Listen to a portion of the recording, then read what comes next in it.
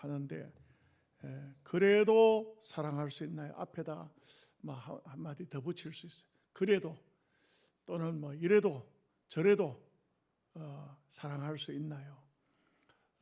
우리가 잘 아는 오래된 이야기입니다만 미국에서 어떤 사람이 지나가는 차를 얻어 탔습니다. 그 차는 아마 음악하는 사람들이 한테 타고 있었던 것 같아요. 이 사람이 턱수염이 더부룩하고 옷도 남루하게 입은 사람이 차를 탄 겁니다. 그런데 아무 말이 없습니다. 젊은이들은 그 아마 여행인지 잘은 모르지만 기타를 치면서 노래를 부르는데 이 사람은 눈을 지그시 감고 아무 말도 없습니다. 그래서 어디까지 가느냐 물었습니다. 어느 동네까지 갑니다. 그런데 왜 그렇게 마음에 수심이 많습니까? 하니까 이분이 이런 말을 하는 거예요. 내가 사실은 가정을 돌보지 않고 너무 험하게 살았습니다. 집사람이 아이들을 잘 키우고 했는데 내가 너무 이렇게 방탕한 삶을 살다가 결국은 방탕의 끝이 죄를 범하고 감옥을 들어가게 됐습니다. 감옥을 들어가고 난 다음에 집사람이 몇 번의 편지가 오더니 끊겼는데 아이들은 제대로 키우고 있는지, 집사람은 집에서 가정을 지키고 있는지, 내가 벌어놓은 돈도 없고 아이들을 키우려고 하면 이건 보통 일이 아닐 텐데, 이 미국적인 사회라는 것이 그렇지 않습니까? 그래서 감옥에서 편지를 했다는 거예요. 당신이 아직도 나를 기다리고 나를 사랑한다면 그 우리 동네 앞에 큰 고목나무가 있는데 그 고목나무에 리본을 하나 달아주시오. 자, 그 얘기를 들은 많은 청년들이 과연 리본이 달렸을까? 리본이 있을까? 긴장을 해가지고 차를 타고 가면서 서로 얘기를 주고받습니다. 드디어 이제 그 동네가 가까웠습니다. 동네가 눈앞에 딱 나타났을 때 청년들이 와 하고 고함을 질렀습니다.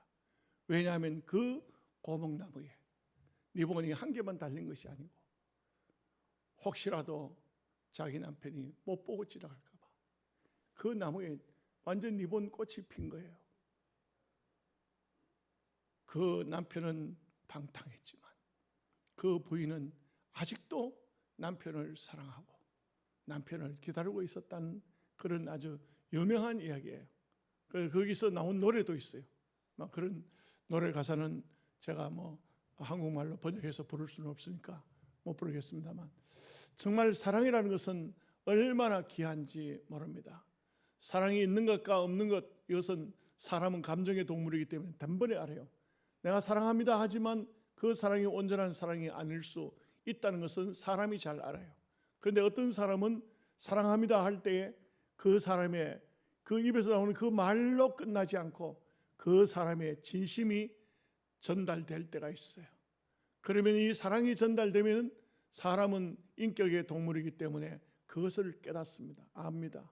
아, 저분은 나를 사랑하는구나. 부부간에도 마찬가지입니다. 여보네 당신 사랑해. 말 안 해도 그 남편의 사랑, 아내의 사랑 다 깨닫고 알게 됩니다. 환경이 좋아서 사랑하는 거 아닙니다. 그렇지 않아도 어떤 경우에는 몸이 아프고 불구가 되고 또는 뭐 이런 그런 경우라도 오히려 보면 어떤 경우에는 그런 경우가 있죠. 부인이 아픈 경우도 있고 남편이 아픈 경우도 있고 아직도 젊은데 당신 내 때문에 너무 고생하는데 그만 나를 두고 당신은 가시오. 다른 사람에게 시집 가시오. 나는 보육원 나를 살펴줄 수 있는 보호센터에 가겠습니다. 그러나 그렇지 않죠. 어떤 분은 그 병든 남편을 평생을 간호하는 사람도 있고 병든 아내를 평생을 간호하는 사람도 있지 않습니까? 우리가 이 사랑이라는 것은 매우 중요합니다. 또 우리가 신앙인이라고 한다면 마땅히 우리의 신앙은 우리의 사랑과 함께 더불어 변함이 없는 그런 상태에서도 그런 행편 속에서도 그래도 사랑한다는 이런 마음 자세는 매우 매우 중요한 것입니다. 우리가 때로 가끔 보면은 저도 시험을 받을 때가 있어요. 한 번은요, 전혀 내하고 상관도 없습니다. 이름도 잘 기억이 안 납니다. 어떤 목사님이 전화가 온 거예요. 전화가 와가지고는 대뜸 하는 말이, 박 목사님, 나 1월 새로 해 넣어야 되는데 나 돈이 없어요. 나는 교회도 은퇴했고 그리고 돈도 없고 내가 누구한테 전화할까 생각하다가 박 목사님한테 전화했으니까 날 좀 도와주시오. 이럽니다. 여러분 그거 어떻게 해야 되겠어요? 내가 그런 생각이 들어요. 내가 얼마든지 거절할 수 있는 거는 당연하다, 권리다. 그러나 도와준다는 것은 이것은 그리스도의 사랑이다. 그렇지 않고는 내가 그냥 도와준다. 내가 뭐 그분들이 볼 때는 내가 무슨 뭐 굉장한 어떤 교회에 아주 뭐 생활비도 넉넉히 받고 무슨 뭐 이렇게 교회에서 어떤 다른 지원도 얼마든지 할 수 있는 그런 교회로 생각했는지 모르겠어요. 그래서 그분을 한번 이렇게 도와줬어요. 일을 한다 해서 도와줬어요. 몇 년 지난 다음에 다시 또 수술해야 된다는 거예요. 또 전화가 왔어요. 수술해야 된다 그래요. 참 정말 이게 마음에 시험이 오더라고요. 그래도 성경이 뭐라고 했습니까? 꾸고자 하는 자에게 거절치 말라. 내가 할 수 있는 것은 해야 되겠다. 그래서 도움을 줬습니다.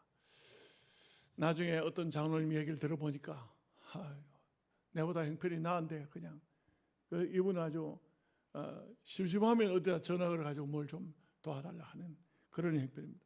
그러나 분명한 것은 우리가 이 땅 위에서 사는 삶 속에 때로 나에게 도움을 요청할 때 내가 돕고 내가 도움이 필요할 때 누군가가 돕는 손길이 있지 않겠느냐. 이것은 참 귀중한 생각이 아닐 수가 없습니다. 울산에서 목회하는 목사님 한 분이 계시는데 지금은 아마 은퇴를 하신 것 같아요. 그분은 특이하게도 이렇게 교회는 목회보다도 뭐 다른 방면에 이렇게 애를 좀 많이 썼던 분인데 이분이 자기가 산을 하나 사가지고 거기다가 병아리를 3,000마리 병아리를 산에다 풀어놨다 그래요. 그래가지고 그 병아리가 다 커가지고 그 산에는 뭐 울산이다 보니까 아마 산짐승도 별로 없는 것 같아요. 작은 산에다 이렇게 풀어놨는데 알을 놓기 시작하는 거예요. 전화가 왔어요. 박 목사님, 그 계란을 좀 팔아주시오. 내가 이거 이거 큰일 났다. 교인들한테 계란 사 먹으라고 또 어떻게 하겠노? 나는 우리 교회에서 물건이라고는 아직까지 팔아본 적이 없는데 그래도 그분이 부탁을 해서 알겠습니다 라고 대답을 했는데 계란 알이 나오기 시작한다고 3,000마리 알이 나온다고 얘기를 들었는데 얼마간 지나도 소식이 없어요. 오히려 내가 궁금한 거예요. 내가 뭐 말을 잘못해가지고 이분이 삐졌나 어떻게 말도 없이 이렇게 계란을 그렇게 팔아달라고 얘기를 안 하냐. 이거 뭐 내가 좀 실수한 거 아닌가 싶어서 전화를 했더니 뭐라고 하느냐면 다 팔아버렸어. 아니 그 무슨 소리요? 다 팔아버렸어. 이렇게 말하는 거예요. 어느 날 자기 교회에 한 아주머니가 남루한 옷을 입고 아이들 3명을 데리고 교회를 나왔더라고요. 점심시간에 이 사람들은 다른 사람하고 어울릴 수가 없을 정도의 옷차림새가 그냥 좀 많이 좀 심했어요. 그래서 이분들을 밥을 따로 이렇게 차려서 아이들하고 엄마하고 먹도록 밥을 갖다 놨는데 아이들이 뭐 돌아볼 여가도 없이 막 밥숟가락을 들고 밥을 퍼먹는데 정신없이 밥을 퍼먹더라고요. 그래서 밥을 배부르게 먹도록 넉넉히 주고 아무 말도 하지 않고 어디서 왔냐고 묻지도 않고 그리고는 예배당을 나설 때 다음 주일날 또 뵙겠습니다 라고만 인사를 했는데 그 다음 주일날 또 왔더라고요. 또 대접을 했어요. 세 번째 주일날 교회를 왔을 때 또 식사를 잘 대접했더니 목사님 좀 할 얘기가 있습니다. 이제 드디어 이제 마음이 좀 열린 것 같아요. 그래서 목사님한테 얘기를 해요. 얘기를 하는데 자기 남편은 교회 목회를 하던 사람이었다. 병이 나서 오랫동안 병원도 못 가고 집에 누워 있다가 죽었다. 있는 것도 다 그냥 병원비로 다 약값으로 다 쓰고, 교인들도 목사가 아프니까 교회를 잘 나오지도 않고 시골 교회 다 교인들 떠나고, 그런 상태에서 이분들이 이제 드디어 남편 죽고 나자 아이들 데리고 이제 울산 시내로 왔는데 교회를 가는 데마다 다 천대를 받은 거예요. 어느 교회도 그 사람들을 교인으로 받아줄 사람도 없고, 또 사실 그 방어진 쪽인데 그쪽에는 뭐가 건물들이 많았어요. 그런 곳에 가서 이제 집 없는 사람들이 그곳에 살았는데 거기 가서 어디 빈집에 가서 살았던 것 같아요.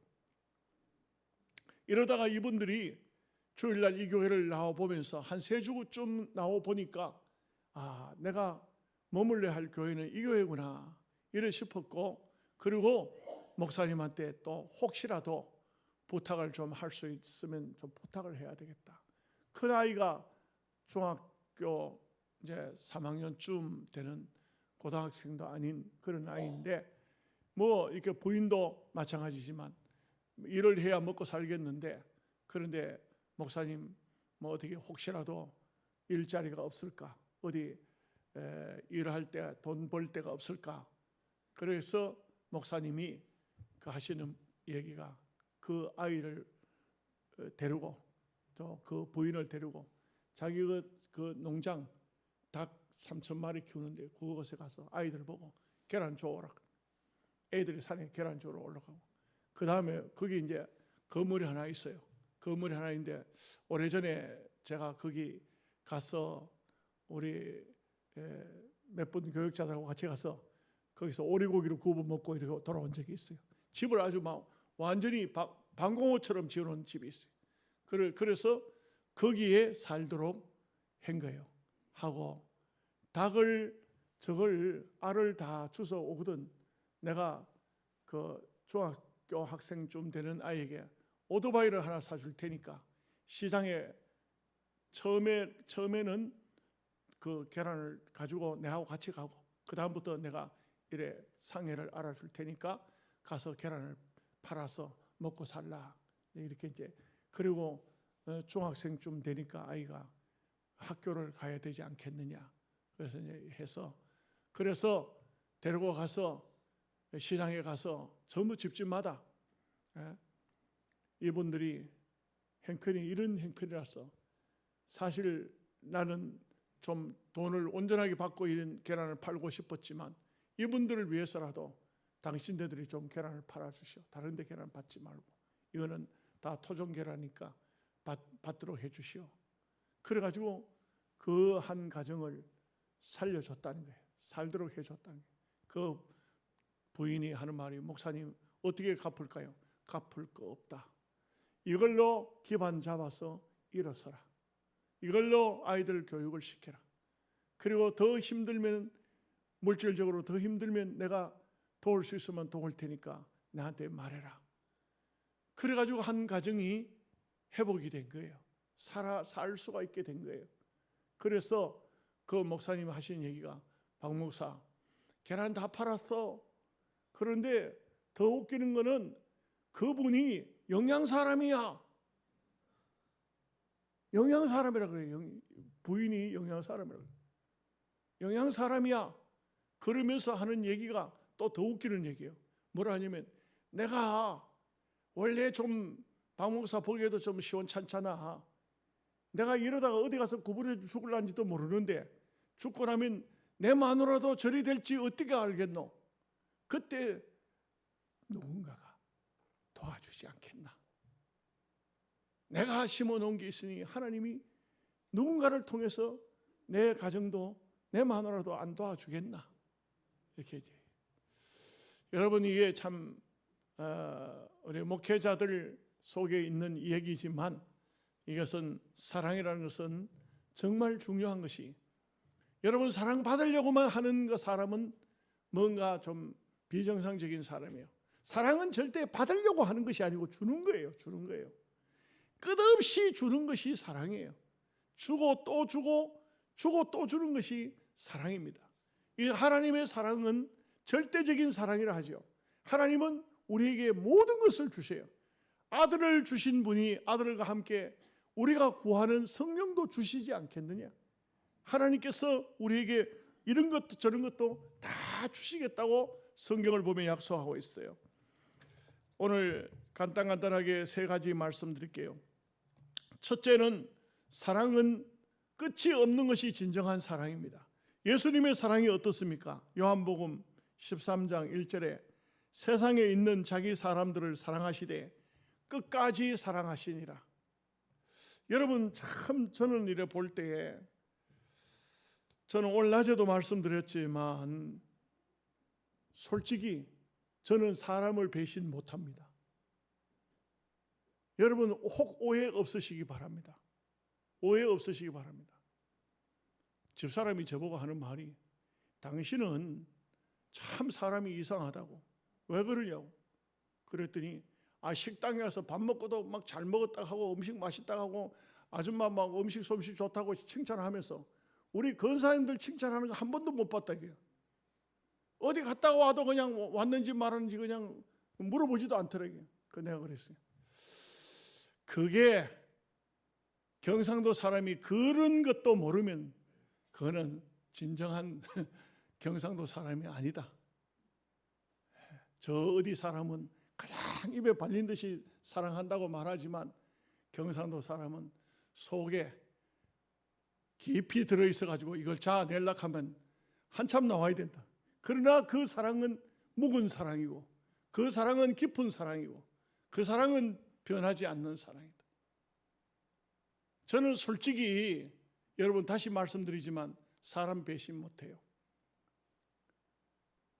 참 제가 이런 얘기해서 좀 죄송합니다만 어떤 사람은 대전교도소에 있다면서 저한테로 편지가 왔어요. 대전교도소까지 갔잖아요. 가서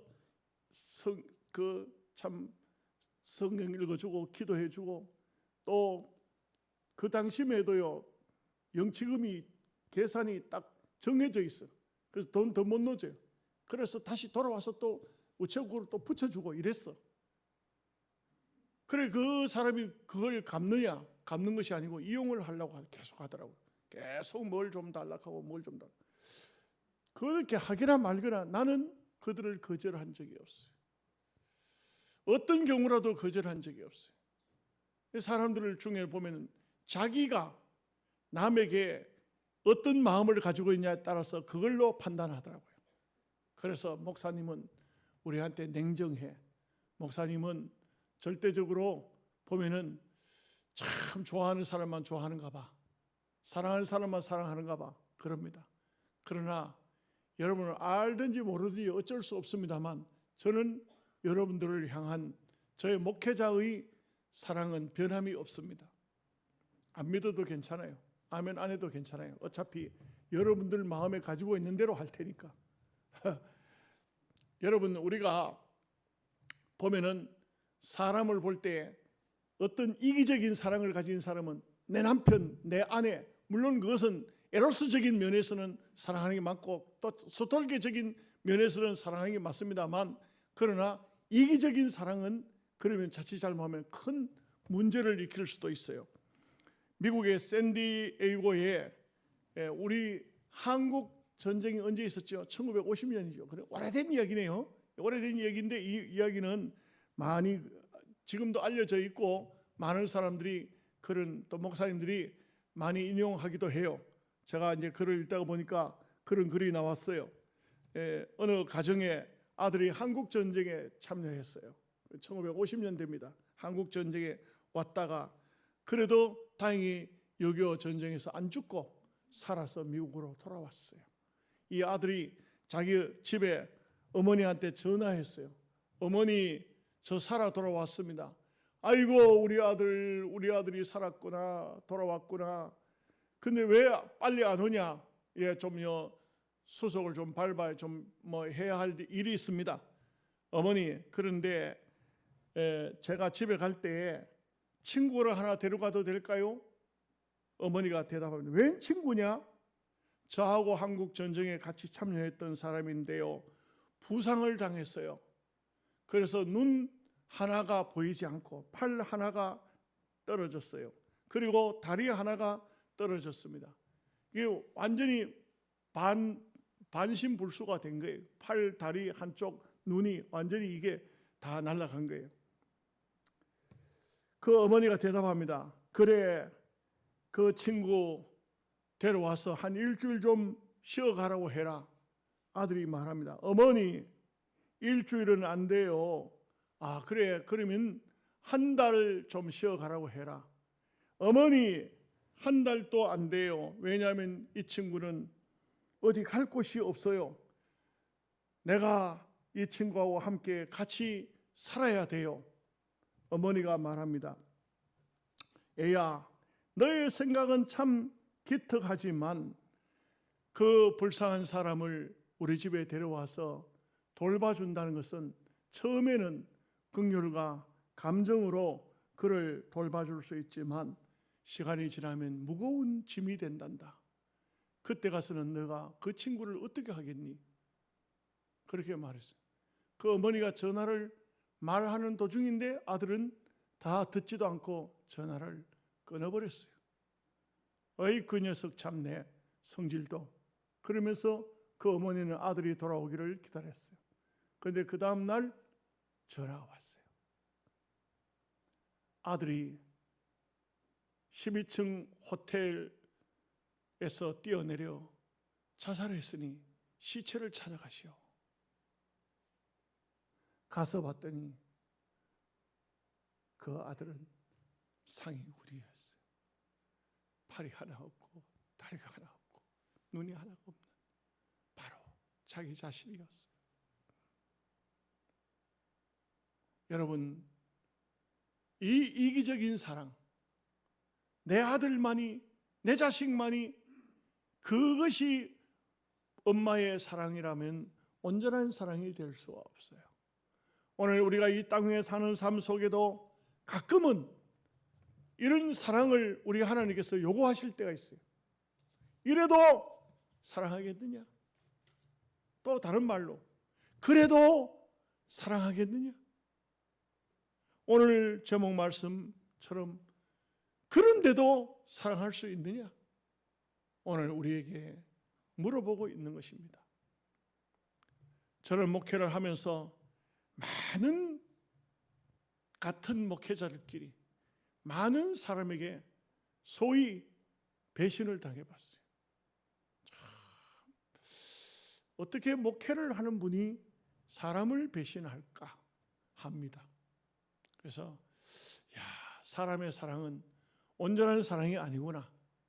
그래서 우리가 결혼식 할 때 뭐 눈이 오나 비가 오나 막 우리 말로 검은 머리가 팥뿌리가 될 때까지 사랑하겠느냐고 서약을 해놓고도 결국은 다른 데로 뭐 눈을 돌리고 다른 이상한 짓을 하잖아요. 하물며 뭐 친구 사이에 무슨 서약을 했어요? 뭘 했어요? 뭐 피가 섞였어요? 뭐가 있어요? 그러다 보니까 참 저는 개인적으로 그럴 때가 많아요. 다시는 내가 같은 목회자지만 누구에게도 정을 줘서는 안 되겠구나. 마음을 줘서는 안 되겠구나. 왜냐하면 그게 큰 상처가 되더라고요. 큰 아픔이 되더라고요. 근데 본인은 절대적으로 그러지를 않아요. 나는 변함이 없는데 본인은 자기가 변했으면서 내가 변한 줄 알고 있어요. 이게 참 사람이 묘하더라고요. 끝까지 사랑할 수 있느냐, 끝까지 사랑할 수 있느냐 하는 것은 어쩌면은 이 설교를 하고 있는 저 자신이 저 자신을 향해서 설교하고 있는지도 모르겠어요. 어떻든지 간에 그 사람이 어떻든지 간에 어떤 상황이든지 간에 너는 끝까지 사랑할 수 있느냐? 하나님께서 제게 묻고 있는지도 모르겠어요. 누가 무슨 소리를 하든지, 환경이 어떻든지, 상황이 어떻든지, 그래도 사랑할 수 있느냐?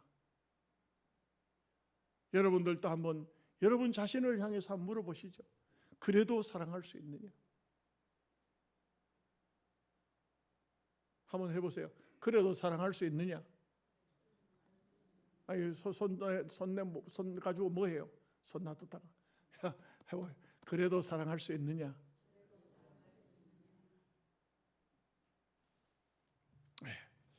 두 번째는 사랑이라는 것은 주고 또 주는 것이 사랑입니다.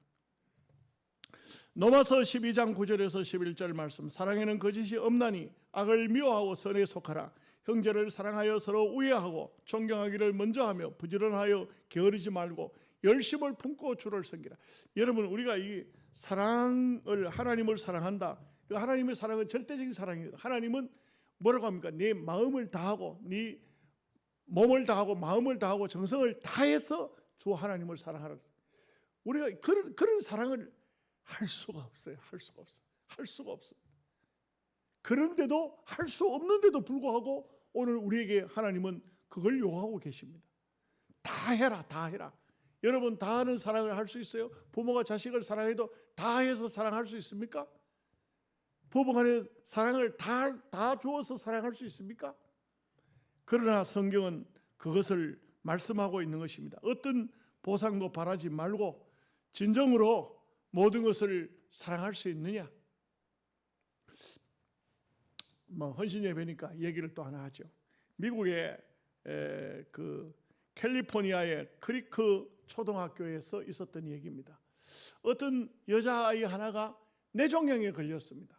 그 뇌종양에 걸려서 머리를 종양이 걸렸으니까 치료받고 하다 보니까 머리가 다 빠지잖아요. 다 빠졌어요. 아이는 치료를 하는 도중에 집에 갔는데 학교를 안 가려 합니다. 왜요? 머리가 다 빠졌으니 창피하거든. 그러니까 학교를 안 가려고 합니다. 그 아이가 몇 번 학교를 안 나오니까 아이들이 그 집에 가봤어요.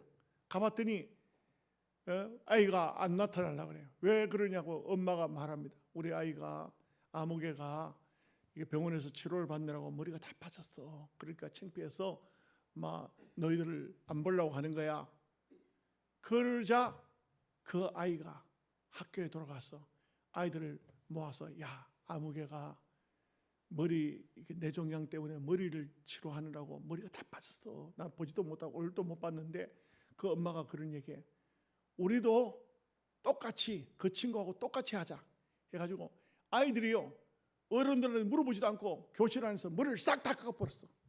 친구들이 다 깎아가지고 그 친구에 가가지고, 야, 우리도 니처럼 머리 없다 이래가지고 친구를 학교를 데려온. 이게 캘리포니아 지역에만 소문이 난 것이 아니고 미국의 전체가 다 소문이 나고 전 세계적으로 이 소문이 다 났다는 거예요. 여러분, 이게 얼마나 아이들이지만 얼마나 그 부모들 입장에서는 아이가 머리를 홀딱 깎고 집에 와보세요. 그거 어떻게 되겠습니까? 그런데도 불구하고 이 장한 이야기가 전 세계적으로 해외 토픽이 될 정도로 얘기가 됐다는 것이죠. 사랑이라는 것은 그런 것입니다.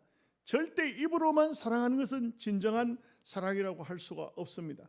그래서 사랑이라는 것은 언제든지 사랑한다고 말할 때 그 사랑은 내 물질도 내 마음도 나의 몸도 함께 동참이 되는 것이 진정한 사랑이라고 말할 수 있습니다.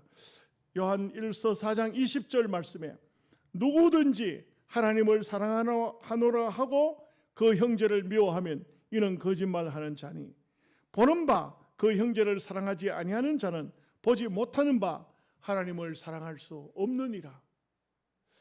여러분, 우리 예수 믿는 성도들 중에도 보면 너무 희비희비하는 사람이 있어요. 희비일비하는 사람이 있어요.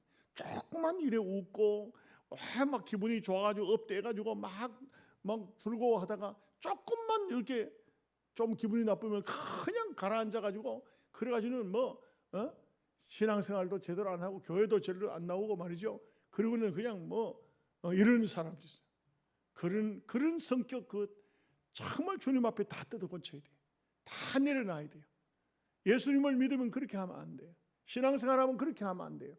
여러분 자녀들 그런 자녀들 있으면 그런 자녀는 반드시 그거 고쳐야 돼요. 고쳐줘야 돼요. 인생을 그렇게 살면 안 되는 거예요. 그렇게 살지 못하도록 해야 돼요. 사람 특별히 예수 믿는 사람은 그렇게 하면 안 된다. 예수 믿는 사람은 조그만 일에 웃고 조그만 일에 슬퍼하고 그렇게 하면 안 되는 거야. 아이들을 정말 제대로 키워줘야 돼. 제대로 교육을 해줘야 돼. 그래가지고는 어쨌든 간에 누군가가 우리 아이들이 성장하는 데 있어서 장애물이 된다 할지라도 너희들은 이런 것을 극복해야만 인간답게 사회생활을 살 수 있는 거야. 이걸 가르쳐줘야 돼요. 이걸 가르쳐주지 못하면은 자기에게 조금만 유익된다 싶으면 그냥 까라라고 웃고, 조금만 손해된다 싶으면 막 죽일 사람, 막 죽일 놈 가면서 막 이렇게 하는 것은 아주 잘못된 거예요. 내게 어떤 손해가 되든지 내게 어떤 해가 되든지 우리가 그리스도의 사람이라면 마땅히 사랑을 베풀 수 있는 그런 사람이 되어야 돼요. 서울의 김혜성이라는 목사님이 글을 쓴 것을 보니까 어느 날 차를 몰고 가는데 보니 외국인 두 청년이 길을 가고 있는 것입니다. 그런데 겨울인데 여름 옷을 입고 덜덜덜 떨면서 길을 걸어가고 있는 것입니다. 그래서 그분들을 불러 세웠어요. 당신들 누구냐?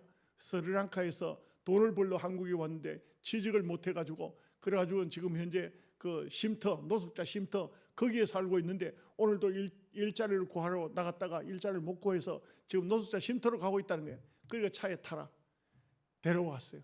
따뜻하게 밥을 먹이고 목사님의 옷을 꺼내와서 이걸 입어봐라, 이걸 입어봐라. 애들 그 옷을 입히고 한국에 와서 내가 일자리를 구해줄 동안 우리 집에 머물러라. 결국 그 두 청년을 데려왔던 것이 결국은 그 교회가 노숙자 쉼터가 되고 말았습니다. 그 외국인 노동자의 집으로 바뀌어버리고 말았습니다. 그 교회 안에 외국인 노동자들이 전부 주일날 되면 교회 와서 예배를 드리게 되고, 그리고 그 장소에서 많은 일자리를 구하기도 하고 이런 집이 됐다는 거예요. 왜? 그리스도의 사랑을 가지고 베풀다 보니까 결국은 그런 환경으로, 그런 집으로 바뀌어졌다는 거예요. 한 가지 더 말씀을 드리겠습니다. 사랑이라는 것은 모든 것을 믿어주고 인정해 주는 것이 사랑입니다. 여러분, 사랑이라는 것은 사랑한다고 하면서 믿지 못하고 인정해 주지 못하면 그러면 안 되는 것입니다. 학교에 선생님들이요, 아이들이 숙제해 가지고 오잖아요. 그러면 도장을 하나 탁 찍어줘요. 그 도장이 무슨 도장이죠? 참 잘했어요. 안 받아봤죠? 요즘 젊은 사람들은 다 기억해요. 참 잘했어요. 여러분, 이게 아무것도 아닌 것 같지만 아이들에게는 그게 굉장히 자부심이 되는 거예요. 우리 선생님이 나에게 참 잘했다고 하신다. 우리가 이 땅 위에 사는 속에 사람들 중에요, 인정해 준다는 것, 이게 바로 사랑이에요. 인정해 준다는, 남을 인정해 주는, 남을 참 그 어떤 상황이든지 간에 믿어주고 인정해주고 그를 또 생각해주고 뭐 이런 것들이 바로 사랑에 속한다, 이렇게 할 수가 있습니다. 로마서 14장 18절 말씀, 이로써 그리스도를 섬기는 자는 하나님을 기쁘시게 하며 사람에게도 칭찬을 받느니라. 우리가 하나님도 기쁘시게 해야 되지만 사람에게도 칭찬을 받을 정도로 믿음의 삶을 살아야 됩니다. 그래서 사람들을 무시하면서 하나님만 잘 섬긴다, 이거는요 절대 그렇게 하면 안 돼요. 유대인들의 제일 잘못된 버릇 중에 하나가 고르반, 하나님을 섬기기 때문에 사람한테는 잘 못한다. 특별히 이 고르반이 어디서 많이 나오냐면 부모를 막 천대해요. 멸시해요. 부모를 뒷방에 가다 버려요. 그리고 하나님을 섬기기 때문에 나는 부모님을 잘 못 모신다, 하나님께 열심히 하기 위해서. 이게 고르반. 절대 그러면 안 됩니다. 하나님 별로 안 좋아해요. 별로 안 좋아하는 게 아주 안 좋아해요. 우리는 하나님을 섬기면 하나님을 섬기는 만큼 사람을 또 사랑하고 섬길 줄 알아야 돼요. 전부 이기적으로 나를 사랑하는 사람만 사랑하고 나를 좋아하는 사람만 좋아하고, 내게 조금이라도 좀 뭔가 좀 별로 안 좋아 보이면 그때부터 해끄닥 돌아서 가지고 비방하고 하는 것은, 이거는 성도의 삶이 아니에요. 그렇게 살면 안 돼요. 그러면 그런 인생은 인생 자체가 실패가 될 수밖에 없어요. 정말 땅 위에 사는 삶을 어떻게든 간에 남을 인정하고 남을 믿어주고 남을 도와주고, 이게 사랑이라니까. 사랑이 딴 게 아니고, 그걸 안 하면서 입으로만 사랑합니다 사랑합니다, 그거는 사랑이 아니에요. 그건 사랑이 아니에요. 그건 가짜예요. 가짜. 그거는 진정한 사랑이 될 수가 없어요. 여러분, 오늘 말씀 결론 맺습니다. 어떠한 상황 속에서도, 어떤 형편 속에서도 사랑할 수 있느냐? 그야말로 사랑할 수 있습니까? 우리가 자문자답해보고, 이런 상황에서도 사랑합니다, 이런 상황 속에도 사랑합니다. 이 사랑이 여러분들의 오늘 설교 제목이 여러분들의 삶의 지표가 되시기를 주님의 이름으로 축복합니다. 아멘. 기도하겠습니다. 하나님 아버지, 감사합니다.